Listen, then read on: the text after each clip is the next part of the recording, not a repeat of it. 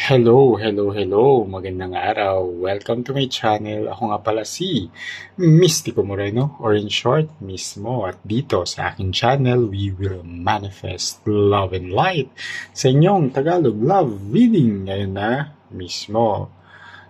Bago ang lahat, gusto kong batiin ang lahat ng tanging ina na nakasubaybay sa Mystico Moreno. Happy Mother's Day po sa inyong lahat. Ayan. So, I'm doing the reading, yes, today, Sunday, Mother's Day. And, yeah, let's begin. So, itong reading na to ay para sa lahat ng water signs. Nagawa ko na kahapon yung fire and earth sign. So I'll start today with water signs, and I'll pick 8 cards from this deck. That would be the overall energy ng reading, and then yung hidden card or yung bottom of the deck card from here, ka-clarify natin with the other deck. And since gagawin ko lahat nung water signs dito, check nyo na lang yung timestamps below kung gusto nyo nang skip straight to the reading ninyo kung kayo ay Cancer, Pisces, or Scorpio. So, yung timestamp nasa description box. Okay, so simulan na natin sa Cancer. Okay. Gusto kong remind ang lahat, as I always do in my channel, that this is a collective reading. So, kapag collective reading, it may or may not resonate with everyone. So, just take whatever resonates, leave the rest behind. Kapag hindi talaga, huwag pilitin. Abangan nyo na lang yung mga susunod ko pang love reading, or panoorin ninyo yung readings na nagawa ko na in the past. Baka isa doon ay mag-resonate sa inyo dahil ang tarot and oracle readings naman talaga ay timeless. Okay? So, let's see ano yung love message para sa lahat ng Cancer ngayong Mother's Day. Okay?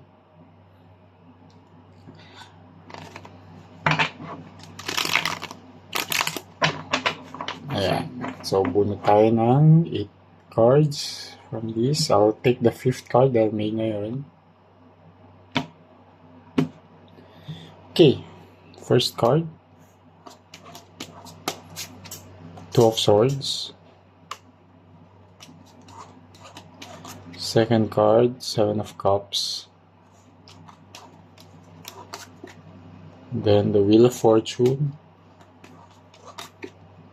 The Magician. Ace of Cups. Ooh.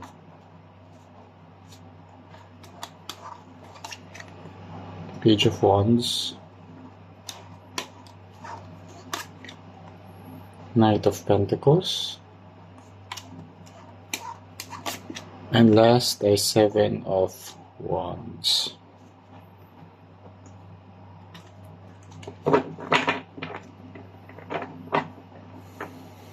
Okay. Bottom of the deck. Ooh, the Sun. It's a happy energy. So, even if it's a hidden energy, yun. Napakaganda ng hidden energy niyo. Ibig sabihin lang na overall happy. So, ayan. Pero, syempre, interpret natin yung bawat card. Nagsimula yung reading niyo sa Two of Swords, Seven of Cups, then Wheel of Fortune, the Magician, then Ace of Cups, Page of Wands, then Knight of Pentacles, and Seven of Wands. So you might be dealing with a Leo, a Taurus, an Aquarius, a Scorpio, okay, and a Gemini or a Virgo. Okay, so doesn't have to, pero yun lang yung strong energy na nasasagap sa reading na ito. So, check nyo na lang kung anong sign ng person ninyo. Okay. So, nakikita ko dito, merong compromise na nangyari between the two of you. May difficult choice na kailangan gawin or nagawa na. And nakakabit to sa isang bagay na parang inaasam-asam nyo. Yung meron kayong wishful thinking kasi sa relationship na sana ganito, sana ganyan. So, kayo lang nakakaalam ko ano yung wishful thinking na yun. Pero nakikita ko dito is something about sa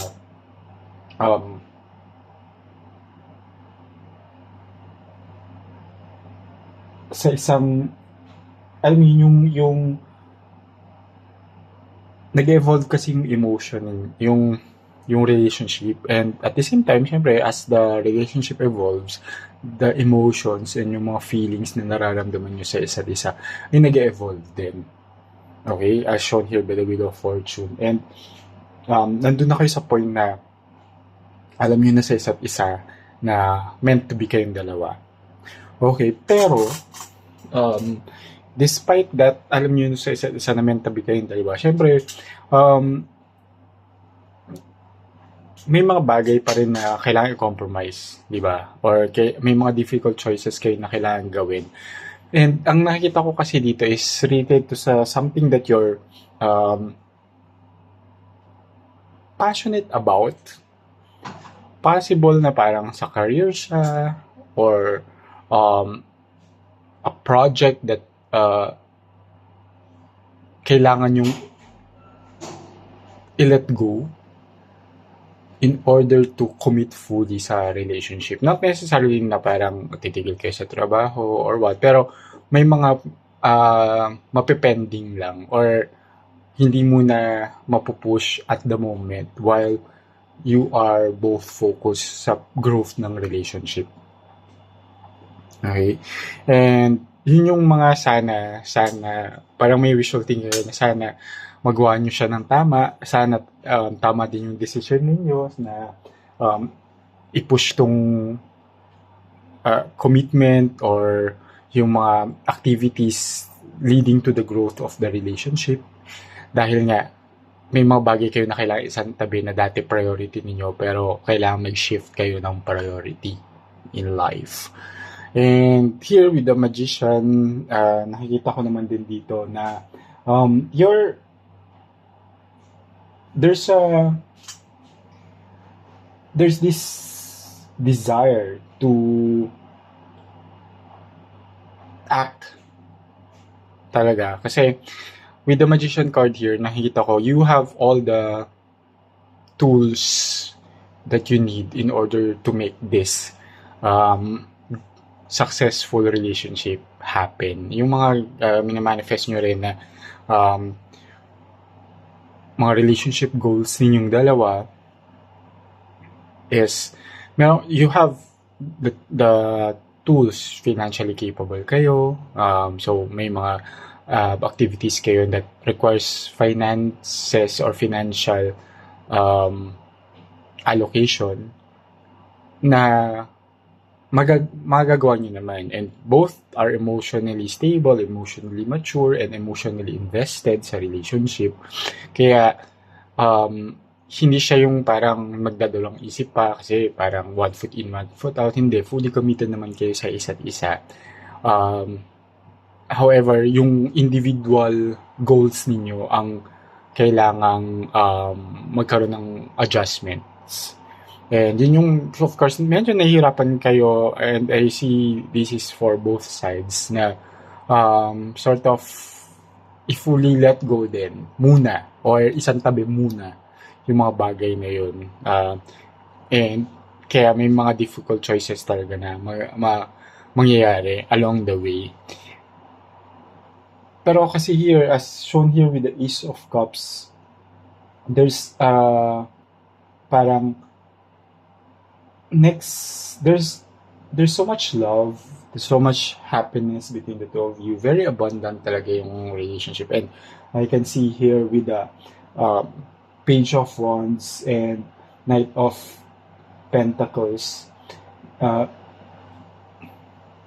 na there's this fresh start. Parang magkakaroon kayo ng next level sa inyong relationship. There will be a fresh start. And with the Page of Wands and then the Knight of Pentacles, na you will, alam niyo alam niyo kasi yung mga roles din na ginagampanan ninyo, and alam niyo yung mga responsibilities ninyo when it comes to the relationship. Okay? And at the same time, responsibilities ninyo outside the relationship. Diba? And kaya yun din, kailangan yung i-balance yung situation. And nakikita ko dito na at first, medyo magiging struggle siya sa inyo. Lalo na parang nakikita ko din dito na yung mga bagay na kailangan nyo munang isang tabi or let go ay mga bagay na kinasanayan nyo na in your life. So, kung if this is your career or your mga travel plans, for example, before lagi kayong nag-travel, lagi kayong lumalabas, pero syempre that requires a lot of resources din and time. So yung mga bagay na ganun, medyo parang sige, next time na muna, focus muna tayo dito, yung mga detalye na kailangan ninyo for the relationship to grow. Doon muna kayo nakafocus, doon muna naka-allot yung mga resources ninyo. So, medyo struggle siya at first, but nakikita ko dito with the Seven of Wands, it will eventually be resolved and ma-overcome nyo naman yung challenges na yun. Actually, hindi nga siya like super duper challenges. Pero syempre, if you're so invested in this, for example, activities na kailangan nyo isang tabi na for now, syempre mahirap siya, di ba? Parang, kung wari, sabihin na natin example, yung sa career, for, imbis na parang, sige, you accept this work that requires you to go on a different location, or sa probinsya, out of town, di ba? So, and hindi para sa inyo ang long distance relationship or yung growth na hinahanap nyo sa relationship, yung next level, requires na magkasama kayo, ganyan, or may mga plans kayo na okay, dito muna, di ba? So, kailangan nyo isang tabi. Lalo, may isang example ako dyan, very, na itong friend is, syempre, kailangan bumuo ng family, di ba? So, imbis na parang tanggapin niya muna tong offer for relocation na, ang result would be a promotion, is parang hindi niya muna in-accept kasi ang plan is mag-build siya ng family, so kailangan niya magbuntis. So, and ayun, kasi may hinahabol din silang time, di ba? So, you know, the usual body clock ng mga babae. So, yun, and so sinantabi mo na yun, pero now na okay na lahat, di ba? Parang, now na malaki na rin yung youngest kid, so pwede na siya ulit mag-work. I-accept yung work na yun. So anyway, yeah, and nakikita ko dito with the Sun card, it's a happy energy. And that's what's hidden. Masaya kayo sa isa't isa. And kahit na mayroong mga compromises or may mga difficult choices na mangyayari, in the end, okay lang sa inyong dalawa dahil yung happiness na idudulot naman is bawing-bawi. Yung alam nyo yun, na kahit despite na parang, sige, may mga sinantabi muna or na-let go ng mga opportunities, pero this opportunity of building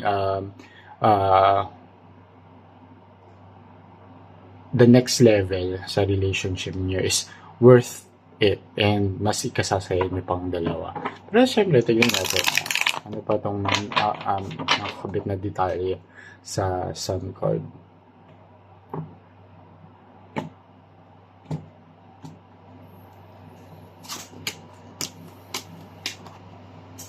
Oh, see? 7 of Cups ulit.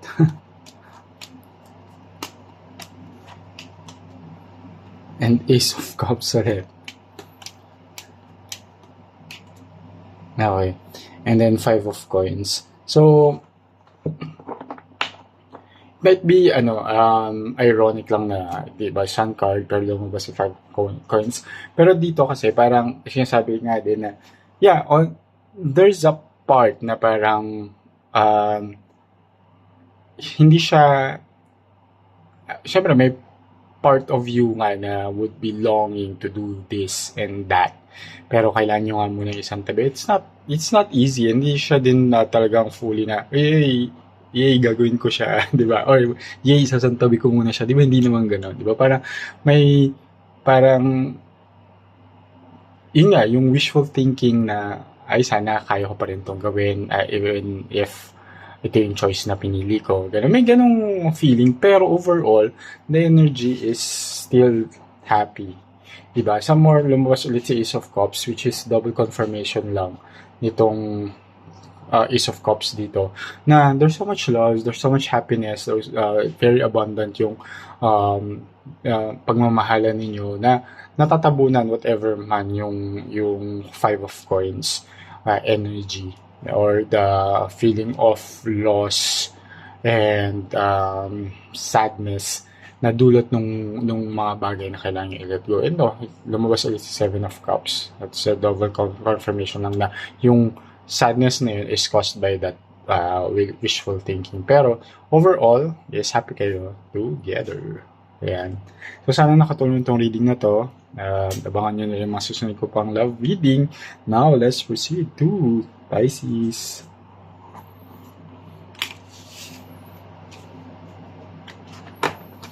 At before tayo mag-proceed abang kiniklear ko to, gusto mong magpasalamat sa lahat ng Cancer na patuloy na sumusuporta sa Mystico Moreno channel. Thank you so much po. Sobrang appreciated. Please continue to support by liking this video. It really helps the channel grow, and comment na sa baba kung lang ako nag-resonate. At sa mga bago, subscribe na po kayo para updated rin kayo sa mga ipopost ko pang video. Okay, now punta tayo sa reading ng Pisces. Okay. So, hello sa lahat ng Pisces. And kung in-skip nyo yung reading kanina at dumiretso na kayo dito using the timestamp,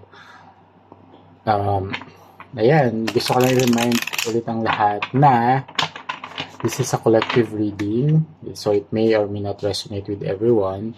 Abangan nyo na lang yung mga susunod ko pang love reading. Kasi baka yun ay mag-resonate na, or hindi pala abangan, panoorin ninyo yung past videos na na-post ko na, kasi baka isa din ay mag-resonate sa inyo dahil ang tarot and oracle readings naman talaga ay timeless. So, ang gagawin natin ngayon dito ay bubunot ako ng 8 cards from this deck.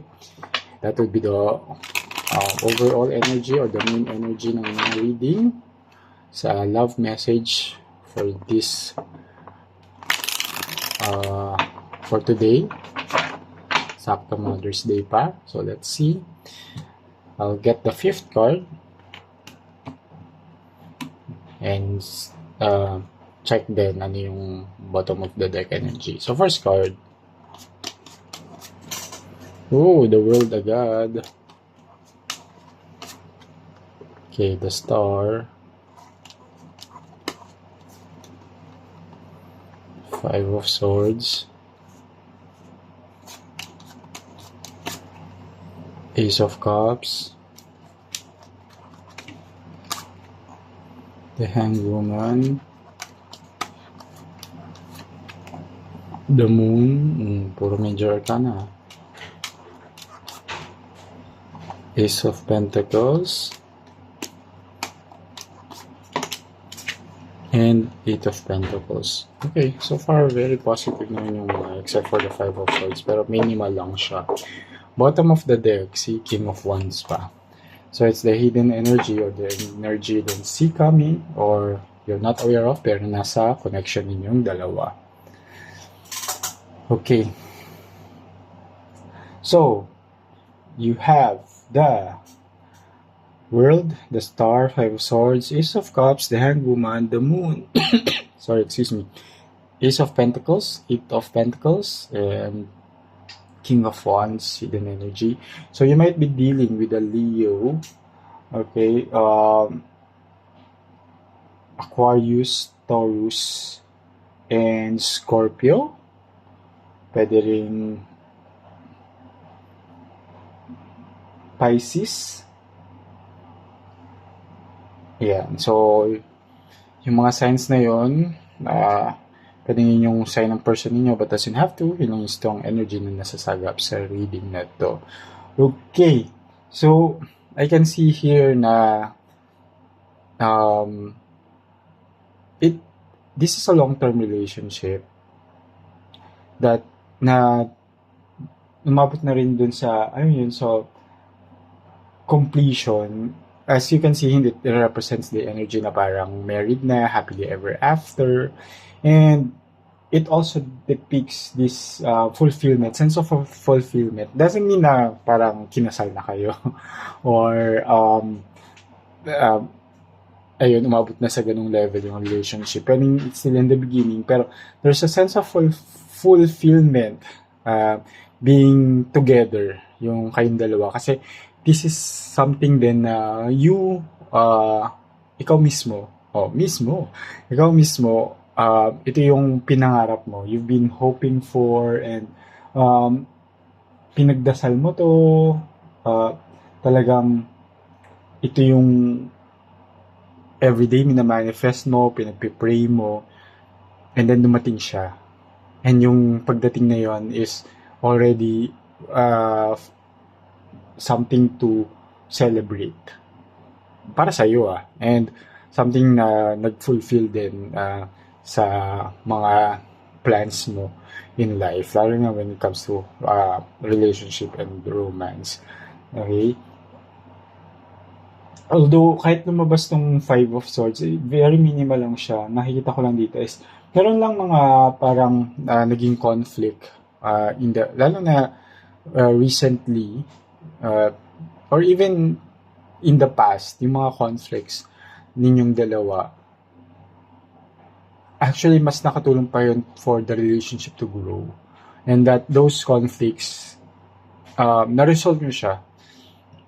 Hindi siya yung parang conflict tapos nagpatong-patong or kapag may panibagong conflict, uungkatin yung dati. Hindi. Actually, nare-resolve nyo siya every time na nagkakaroon ng conflict. And as shown here with the Ace of Cups, kasi there's so much love and sa isa't isa na despite the mga conflicts na very minimal lang naman siya, ang goal, ang mas gusto nyong gawin is, okay, datiting yung conflict, pero pag-uusapan, i-resolve, hindi na siya dapat maulit. And very abundant itong love and affection sa relationship ninyo. Okay? There was a time of pause na nangyari.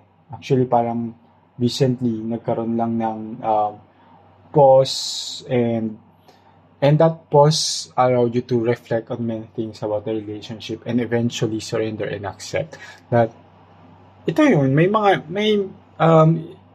it's a happy relationship, it's a good connection despite the imperfections, parang gano'n. And with the Moon card here, may mga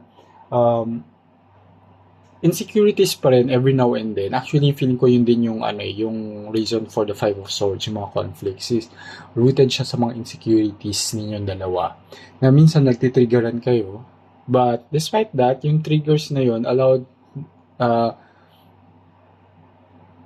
for you, parang allowed you and your person to grow, mas parang nakilala niyo pa yung isa't isa, and mas nakatulong siya sa growth individually, and dahil sa growth individually, nakatulong din siya sa growth ng relationship. And as shown here sa Ace of Pentacles, na there's so much potential sa relationship, and fully invested kayo kasi nakikita niyo yung security sa relationship na to. So kaya sabi ko kanina, hindi necessary na mabot na kayo sa marriage or even to the next level of being engaged, regardless kung anong preference ninyo, if it's opposite sex or same sex relationship, it doesn't matter. Pero kahit hindi pa kayo umabot sa ganung level, alam nyo sa isa't isa na this is worth investing, and this is a relationship na ay for keeps, parang ganun. So, na for long term talaga. And yung sense na parang happily ever after ang kalalabasan, kahinatnan, and minamanifest nyo rin yung dalawa. And with the Eight of Pentacles here, nakita ko yung like both of you are putting a lot of effort and dedication sa commitment na meron kayo sa isa't isa, sa committed relationship na ito. Okay? And with the King of Wands here, the hidden energy, nakikita ko dito na yung relationship dynamics ninyo is parang naka-anchor siya sa honesty. Walang naglilihiman. Kaya happy rin kayo eh. Kaya umpisa pa lang the world card na lumabas. Kasi secure yung relationship ninyo, and dahil parang walang lihiman, very open kayo sa isa, very honest kayo. Kaya pag may mga conflict na re-resolve nyo agad, kasi nga very open yung relationship, open you're not in an open relationship very open kayo pagdating sa mga sa lahat ng bagay. Pag may conflict, pag-uusapan, walang ililihim, walang itatago, para mas ma-resolve at mas maayos at hindi na maulit. Kasi diba, like sabi ko kanina, yung mga conflict niya nare-resolve nyo agad para hindi para alam na kung ano yung kailangan gawin at para hindi na siya maulit. So ayun, with the King of Wands, nandun yung sense of leadership in a way na both of you are ginagampanan ninyo yung roles ninyo sa relasyon. Kung ano man yun yung agreement ninyo, or ano man yung dynamics ninyo, very harmonious siya. So, hindi iisa lang yung nagbubuhat ng relationship. Both of you are carrying it and supporting each other when it comes to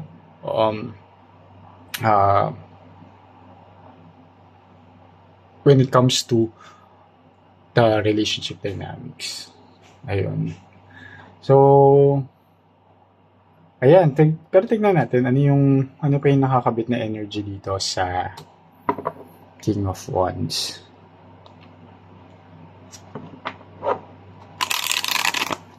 Tawang binabalaso ko to, gusto kong magpasalamat sa lahat ng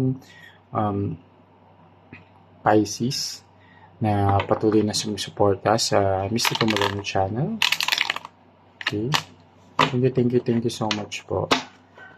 Patuloy niyo po sanang suportahan by liking this video. It really helps the channel grow. Okay. Comment na sa baba lalo na kung nag-resonate ng video. And kung bago po kayo sa channel, subscribe na po kayo para mag-grow din po yung channel. Okay, at marami pa akong love readings na magawa para sa inyo.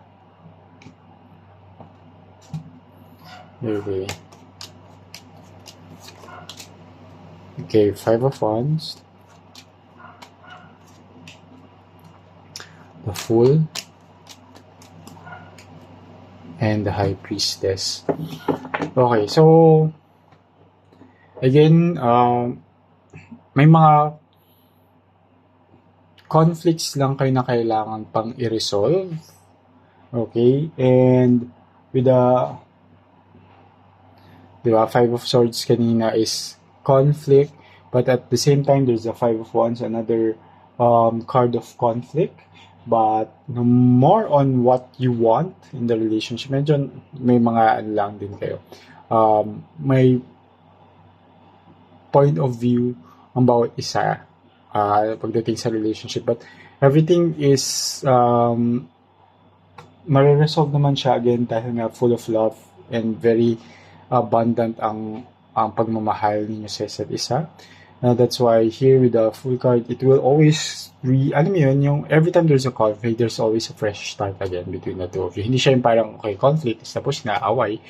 Okay, parang let go na yan, kalimutan na, tapos maulit lang. Hindi. Every time there's a conflict, it's a room for improvement para sa inyong dalawa. Kaya nagkakaroon ng parang sort of reset and fresh start, but as better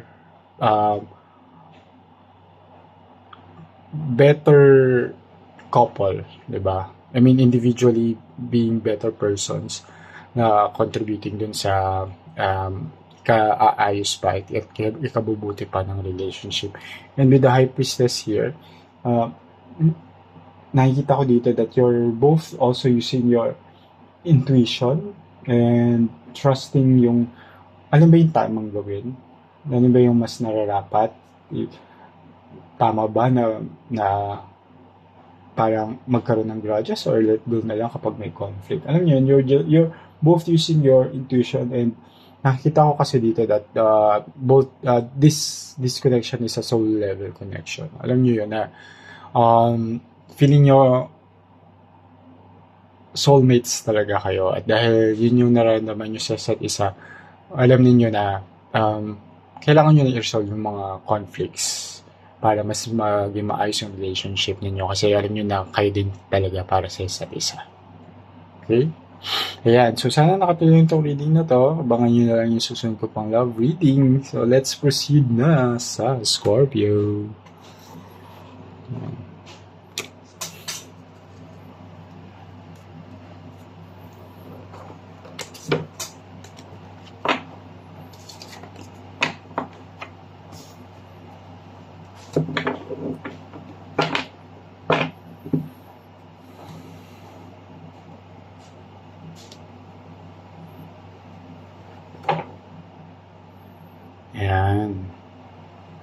Okay, so bakit ko pa binalik to? Okay, now let's proceed sa Scorpio. Hello sa inyong lahat. Kung in-skip nyo na yung dalawang readings at namiretso na kayo dito through the timestamp. Okay. Ayan. Hello sa inyong lahat. Sa mga Scorpio dyan. Gusto ko lang i-remind, like I did sa first two readings, na this is a collective reading, so it may or may not resonate with all of you. So kapag hindi nag-resonate, huwag pilitin. Abangan nyo na lang yung mga susunod ko pang love reading. Baka isa doon ay mag-resonate na. And pwede nyo rin panoorin yung mga videos na na-post ko na in the past. Baka isa doon ay mag-resonate din sa inyo. Dahil ang tarot and oracle readings naman talaga ay timeless. Okay. So, tingnan natin ay yung masasagay kong energy ngayong Mother's Day. So, bubunot ako ng 8 cards from this deck. That will be the overall energy ng reading nito, or main energy ng reading. I'll get the 5th card dahil may ngayon. So, first card, 5 of Swords. Ooh, 6 of Cups.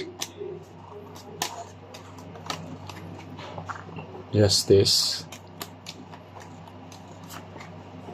7 of Wands. Hanged Woman. 5 of Wands. 3 of Pentacles. And the Tower. Okay. So, para sa mga Scorpio, well, unlike the first two water signs, medyo challenging ang reading na to. Bottom of the deck, the Empress. So this is the energy you don't see coming or you're not aware of, pero nasa connection yung dalawa. And actually, sige, yun yung masasagot naman niya yung mga nakalabas na cards. Pero you might be dealing with a Taurus, okay, Libra, Taurus or Libra, Pisces, and an Aries. Okay? But doesn't have to. Yun lang yung strong energy na nasasagap sa reading na ito. Okay. So I can see here that ang daming conflict sa relationship ninyo. One is related sa... So, meron kayo kasi lumabas na 5 of Swords and 5 of Wands. Both are card of conflicts. One is more leaning to being egoistic nung person ninyo. The other one is may mga, alam mo yun, yung and the thing is nagbibilangan kayo ng mga ginawa ninyo or efforts ninyo sa relationship. Scorekeeping ba? So, parang may sumbatan na nangyayari. And that leads to a lot of issues, and as you can see it sa end, the ending is a tower moment. Pero tingnan natin ba't may tower moment dyan. So again, with the 5 of Swords nga, there's a lot of issues na lumalabas na dati naman parang wala. And nakikita ko dito with the 6 of Cups is, alam mo yun, may mga nagiging nostalgic pa nga kayo to the point na parang nare-recall ninyo, bakit dati nung nagsisimula pa lang kami or during the first few years of our relationship, napakasaya namin, napaka-okay, bakit ngayon, ganito na. So may mga ganong feeling or energy ba? Even if wala pa kayong 1 year sa relationship, may ganong feeling na bakit in the first few months or first few weeks na relationship, ganito, very happy, tapos biglang drastic, na parang biglang may mga conflict na naglalabasan. And it's making you sad, and trying to recall nga what went wrong. And kaya medyo naging nostalgic kayo sa mga mga nangyari nung nakarelayo na sa mga first part ng inyong love story. And here with the Justice card, I can see here na eventually there will be this sense of accountability. Kailangan or kung hindi man, parang kayo yun yung kailangan nyo. Dapat may sense of accountability kayong dalawa for the mga issues and conflicts na ma-resolve. Kasi dito nakabit siya kay 7 of Wands. So parang sinasabi dito is that para ma-overcome yung challenges nyo, kailangan nyo maging accountable sa mga ginawa ninyo or contribution ninyo sa nangyayari sa relasyon, diba? Else, hindi siya ma-resolve. Else, hindi nyo ma-overcome yung challenges. And that's why at the moment, nandito si Haman, parang on pause kayo. You're trying to, parang nag-aantayin kayong dalawa, then sino yung mag-initiate din na ayusin yung yung tama, mag-initiate ng like conversation na, sino yung mag-initiate na ayusin yung or pag-usapan yung naging cause ng conflict, or sino bang magkagawa ng first move, sino yung unang magsusorry, sino yung unang yun, kasi medyo nga gaya ng sabi ko kanina with the 5 of Wands here, merong parang scorekeeping na parang, bakit ako naman na yung nagsorry nung nakaraan na, parang gano'n na parang, bakit ako naman yung gumawa nito, bakit ngayon? Alam mo yan, ang daming sumbatan ako nakukuha ng energy dito between the two of you na walang gustong magpakumbaba. Kaya here parang yung relationship niyo is on pause. And hindi siya nagpo-proceed sa growth ng relationship.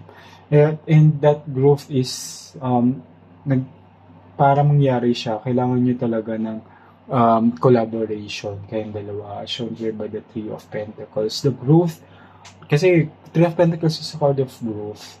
Pero kasi parang hindi siya nangyayari kasi nga yung Five of Wands is hindering that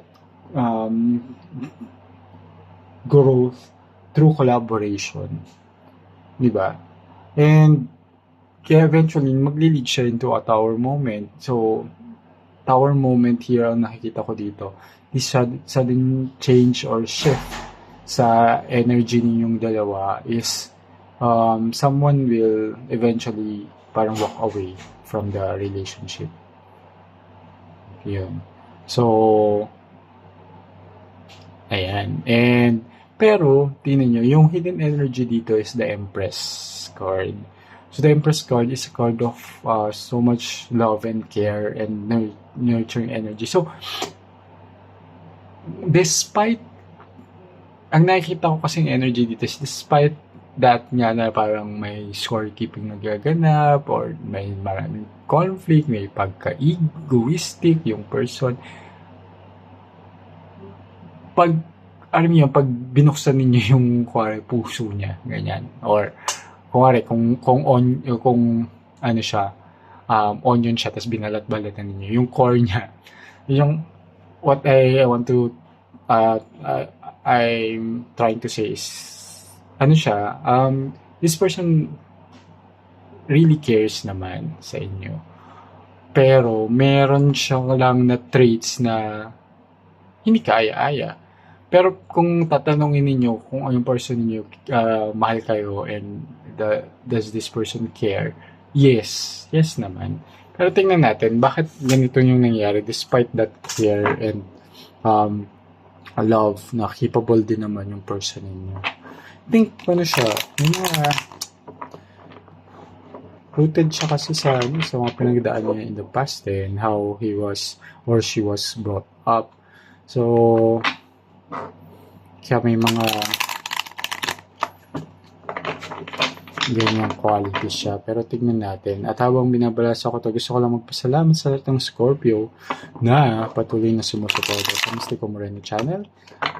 So, please continue to support my channel by liking this video. It really helps the channel grow. Comment lang sa baba, lalo na kung mag-resonate ng reading.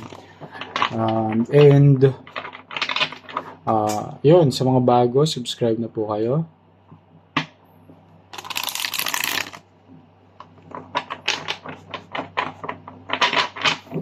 Yan, para updated rin kayo sa mga ipopost ko pang love readings. Okay, so let's see. Okay, Strength card. Six of Wands. Yeah. Yan yung mga qualities nga na yun, despite this person being caring and capable of giving you the love and affection na inaasam-asam mo rin. Ano siyang victimhood mentality kasi and nanggaling yun sa mga pinagdaanan niya din in the past. And something na, yun nga, may mga past experiences siya na nalampasan din naman niya, na-overcome niya. Pero deep inside, parang nandun yung wound. And though, kung titingnan niyo actually, ayan, very strong din yung personality ng tong person ninyo. And although may mga conflicts na nagaganap, diba, yung capability niya to take care of you and love you is hindi naman siya yung parang ay walang paki talaga or nagkukulang talaga. Pero may mga traits lang siya talaga na hindi kaaya-aya. And nasa sa inyo yun kung parang mas mangingibabaw ba yung trait niya na as a caring person or yung trait niya as someone who's ma-pride, ma-ego, and ayaw magpatalo or iba. And nasa sa inyo rin yun kung mas kayo din naman nakakakilala sa person ninyo kung yung mga traits na yon is negligible ba siya dahil nakikita niyo naman na mas nangingibabaw yung pagmamahal or mas nangingibabaw yung toxic traits over the capability to care. So, and it's up for you to decide because may tendency din talaga that there will be someone walking away from the relationship. Okay, so sana nakatulong itong reading na to. Abangan nyo na lang yung mga susunod ko pang love reading dito lang sa akin channel. Ako nga pala si Mystico Moreno. On short, mismo. Kita-kits. Ingat.